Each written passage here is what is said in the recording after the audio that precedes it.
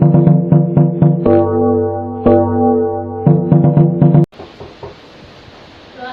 masuk. Selamat pagi, Dok. Selamat pagi, Bu. Silakan duduk. Terima kasih, Dok. Perkenalkan, nama saya Talita Syahda Nabila, selaku ahli gizi yang saat ini bertugas di rumah sakit ini. Dengan Ibu siapa? Nama saya Dia Hipultaningrum, Dok. Baik, Ibu Dia. Kalau boleh tahu, ada yang bisa saya bantu? Begini, Dok, anak saya mengeluhkan pusing terus, mata dan mukanya juga pucat, Dok. Dan juga saya sudah ke dokter umum. Saya disuruh oleh dokter umum untuk berkonsultasi ke ahli gizi di rumah sakit ini. Dan ini hasil laboratoriumnya dan surat rujukan dari dokter itu. Baik, Bu. Sekarang anaknya lagi di mana ya, Bu? Yang ini Dok, kamar mandi dulu sama kakaknya, Dok. Baik, Bu. Kalau boleh tahu, dengan adik siapa? Boleh saya lihat surat rujukannya? Iya, Dok. Ini, Dok.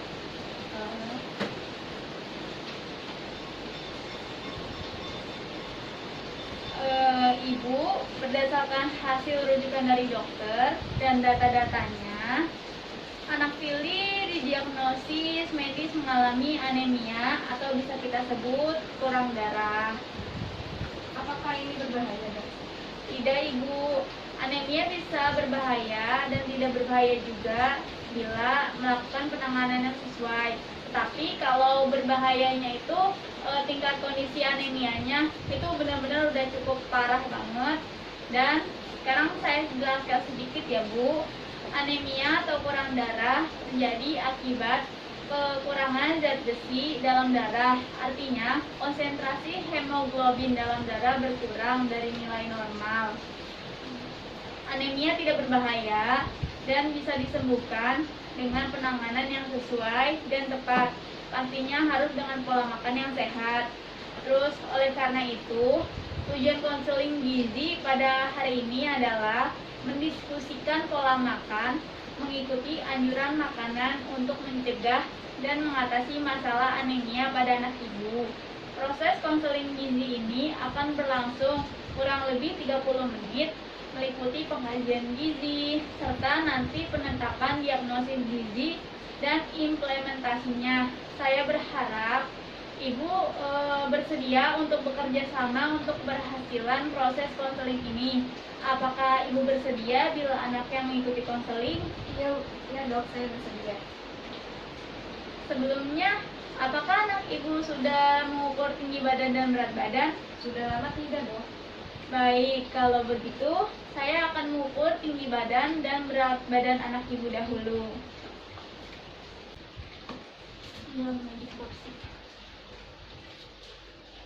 Adik cantik, ikut kakak ke timbangan itu yuk. Ayo.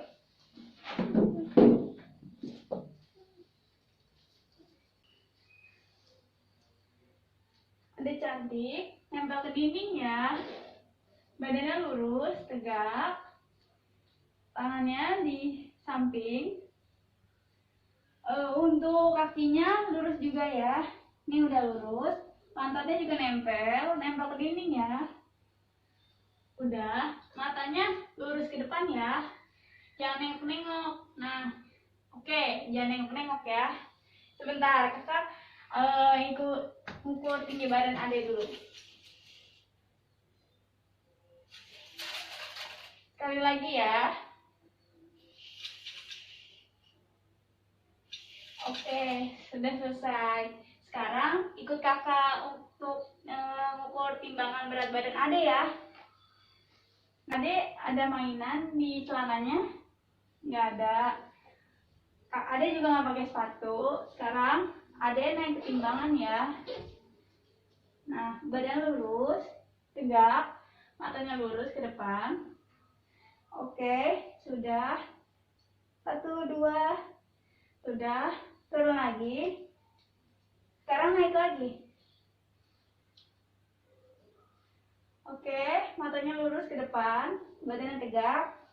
Oke, sudah selesai. Sekarang kembali ke ibu ya.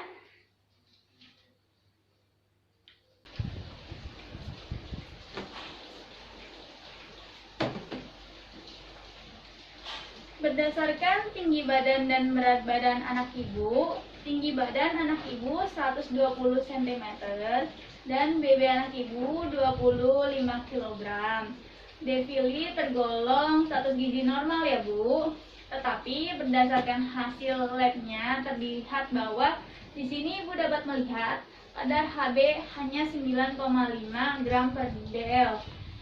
Ini termasuk kategori rendah. Selanjutnya kita lihat hasil pemeriksaan tekanan darah adik, yaitu 80/120 mm per Hg, masih termasuk kategori normal.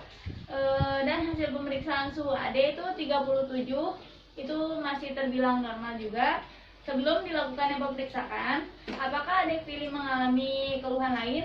Tidak ada dok, hanya pucat, terus dia juga bilang suka sakit kepalanya dan lemas. Baik Bu, boleh saya tahu bagaimana pola makan adik sehari-hari? Apakah sering sarapan? Anak saya jarang sarapan dok, dan untuk makan pun tidak teratur karena menu dulu dok. Sebaiknya tetap sarapan ya Bu, walaupun sedikit aja. Tidak sarapan menjadi faktor anak ibu terkena anemia, dan sebaiknya sebelum anak ibu main bisa dibujuk dahulu untuk makan dulu sebelum keluar. Kasih pengertian pelan-pelan. Waduh dok, baik deh, nanti pelan-pelan saya kasih tahu dia harus sarapan juga, dan juga saya juga harus mempersiapkan sarapan dia. Baik, kalau boleh tahu adik Vili konsumsi apa ya Bu sehari-hari? Sehari-hari saya suka kasih nasi putih dan juga telur dadar karena itu yang paling gampang dan kesukaannya.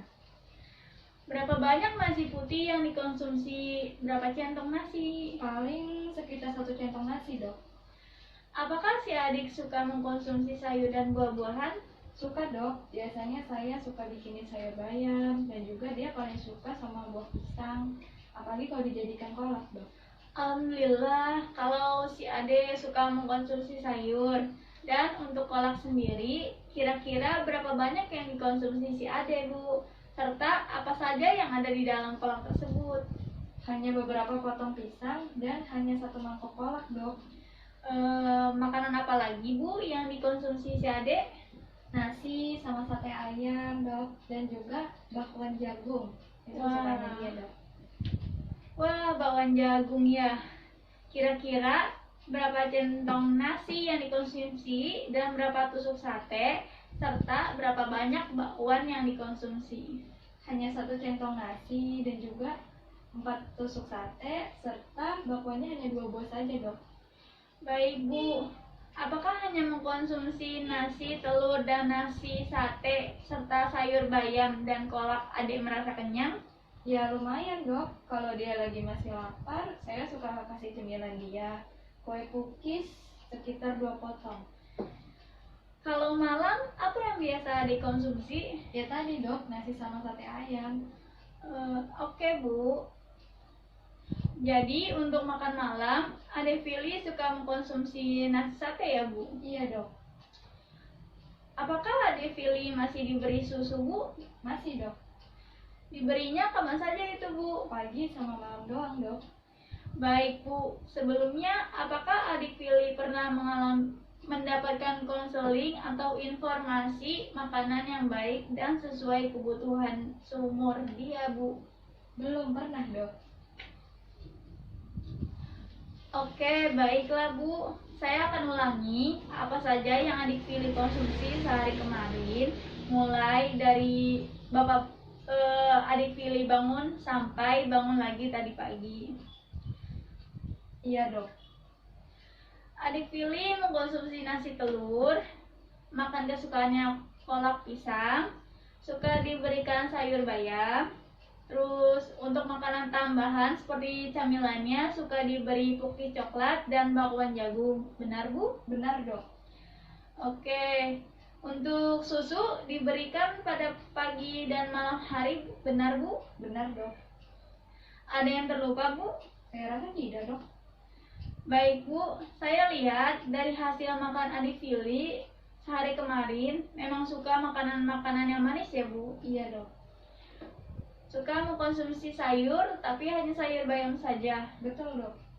Dan adik Vili banyak mengkonsumsi makanan yang mengandung tepung ya, Bu? Iya, Dok. Baik, Bu. Mohon tunggu sebentar ya, Bu. Saya akan menghitung kebutuhan adik Vili dulu. Selagi saya menghitung, Ibu boleh baca-baca dulu yang sudah saya sediakan. Baik, Dok.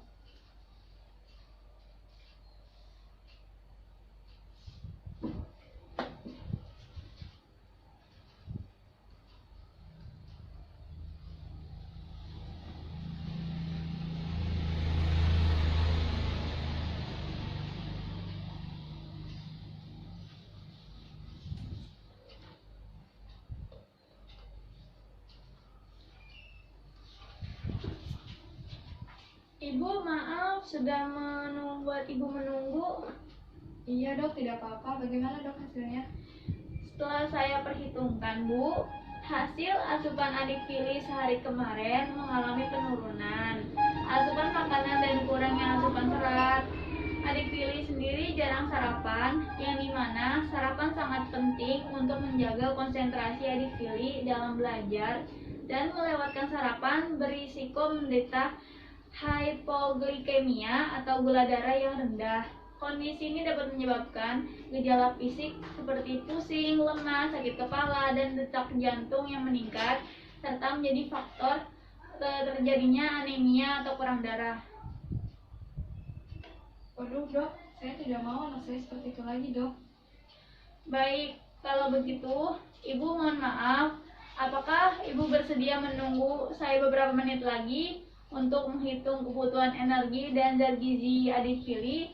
Sambil menunggu, mungkin Ibu bisa membaca poster yang saya sediakan tadi tentang anemia zat gizi besi. Iya, saya bersedia, Dok.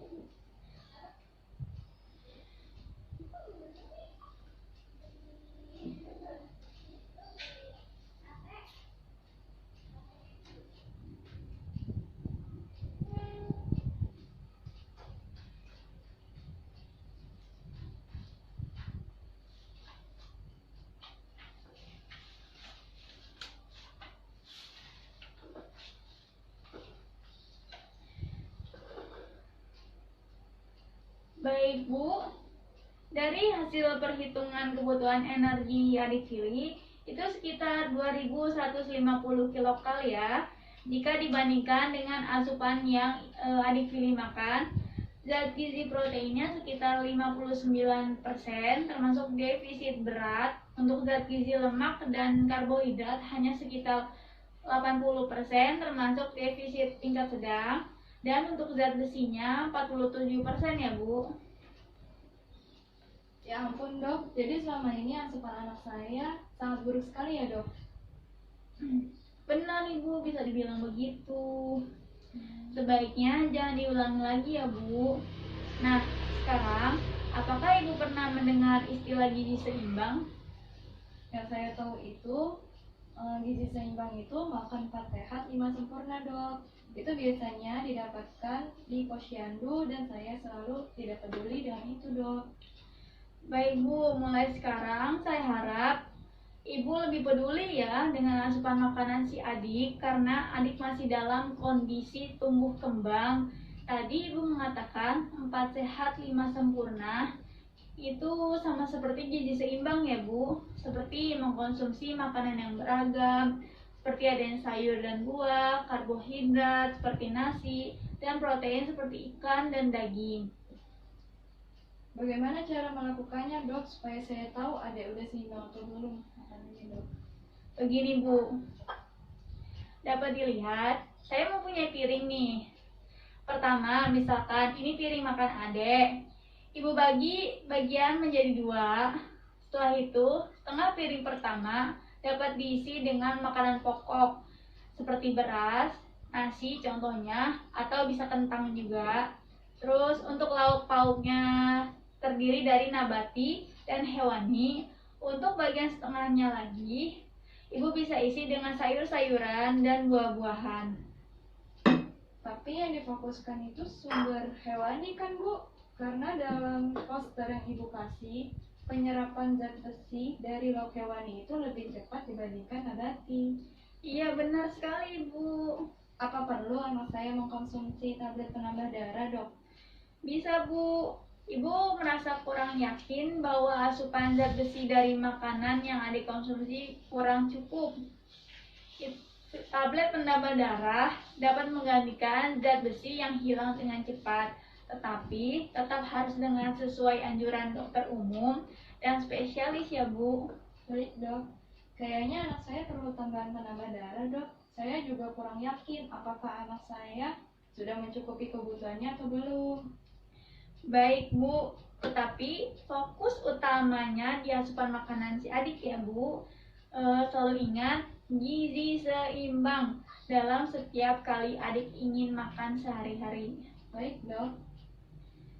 Untuk melihat tingkat keberhasilan konseling ini, apakah ibu dan adik Pilih bersedia bertemu kembali dengan saya bulan depan? Bisa sekali, Bu, dengan senang hati. Baik, Bu. Tidak terasa, 30 menit telah berlalu. Maka saya simpulkan kegiatan konseling hari ini bahwa adik Pilih terdiagnosa mengalami anemia, maka perlu diperhatikan asupan zat gizi besi yang lebih efektif diperoleh dari lauk sumber hewani seperti telur dan daging serta ikan. Penambahan tablet tambah darah bisa dilakukan, tetapi harus sesuai anjuran dokter terlebih dahulu. Iya, Dok. Terima kasih atas bantuannya, Dok. Mohon bimbingannya ya, Dok. Baik, Bu. Terima kasih kembali atas kerjasamanya. Perlu diingat, tujuan kita tak akan bisa tercapai tanpa adanya kerjasama. Semoga di pertemuan selanjutnya, keadaan adik Pilih jauh lebih baik dari sekarang. Baik, Dok. Saya permisi dulu ya, Dok. Terima kasih. Sama-sama. Hati-hati, Bu, di jalan. Iya, sama-sama.